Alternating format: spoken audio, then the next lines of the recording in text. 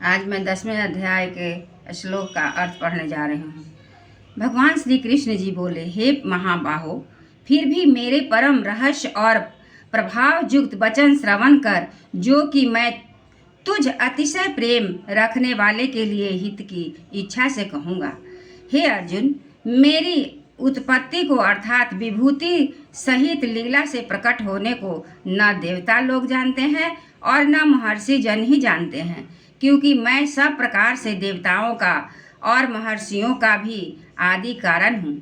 जो मेरे को अजन्मा अर्थात वास्तव में जन्म रहित और आनंदित अनादि तथा लोकों को महान ईश्वर तत्व से जानता है, वह मनुष्य में ज्ञानवान पुरुष संपूर्ण पापों से युक्त हो जाता है। हे अर्जुन, निश्चय करने की शक्ति एवं तत्व ज्ञान और अमूढ़ क्षमा, सत्य और इंद्रियों का वश में करना और मन का निग्रह तथा सुख दुख उत्पत्ति और प्रलय एवं भय का अभय भी तथा अहिंसा, समता, संतोष, तप, दान, कीर्ति और अपकीर्ति, ऐसे यह प्राणियों के नाना प्रकार के भाव मेरे से ही होते हैं। हे अर्जुन, 7 तो महर्षि जन और 4 उनसे भी पूर्व में होने वाले सनकादि तथा स्वयंभुव आदि 14 मनु, यह मेरे में भाव वाले सब के सब मेरे संकल्प से उत्पन्न हुए हैं, कि जिनकी संसार में यह संपूर्ण प्रजा है।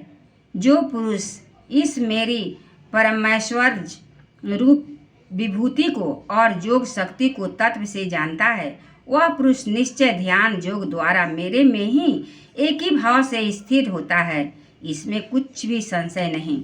मैं वासुदेव ही संपूर्ण जगत की उत्पत्ति का कारण हूँ और मेरे से ही सब जगत चेष्टा करता है। इस प्रकार तत्व से समझकर श्रद्धा और भक्ति से युक्त हुए बुद्धिमान भक्तजन मुझ परमेश्वर को ही निरंतर भजते हो हैं। वे निरंतर मेरे में मन लगाने वाले और मेरे में ही प्राणों को अर्पण करने वाले भक्तजन सदा ही मेरी भक्ति की चर्चा के द्वारा आपस में मेरे प्रभाव को जानते हुए तथा गुण और प्रभाव सहित मेरा कथन करते हुए ही संतुष्ट होते हैं और मुझ वासुदेव में ही निरंतर रमन करते हैं।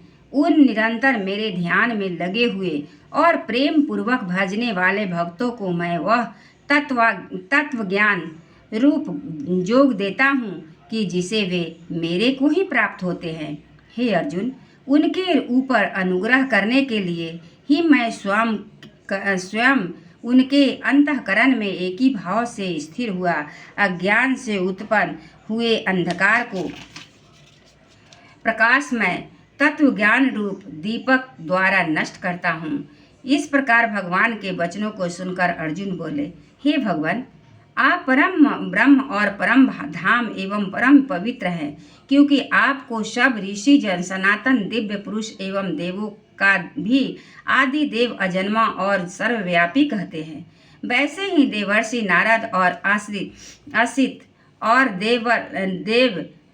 देवल ऋषि तथा महर्षि व्यास और स्वयं आप भी मेरे प्रति कहते हैं। हे केशव, जो कुछ भी मेरे प्रति आप कहते हैं, इस समस्त को मैं सत्य मानता हूँ। हे भगवान, आपके लीलामय स्वरूप को न दानव जानते हैं, न ही देवता ही जानते हैं। हे भूतों को उत्पन्न करने वाले, हे भूतों के ईश्वर, हे देवों के देव, हे जगत के स्वामी, हे पुरुषोत्तम, आप स्वयं ही अपने से आप को जानते हैं। इसलिए हे भगवान, आप ही उन अपनी दिव्य विभूतियों को संपूर्णता से कहने के लिए योग्य है, कि जिन विभूतियों के द्वारा इन सब लोगों को व्याप्त करके स्थित है। हे योगेश्वर, मैं किस प्रकार निरंतर चिंतन करता हुआ आपको जानूं। हे भगवान, आप किन किन भावों में मेरे द्वारा चिंतन करने योग्य हैं। हे जनार्दन, अपनी योग शक्ति को और परमेश्वर रूप विभूति को फिर भी विस्तार पूर्वक कहिए।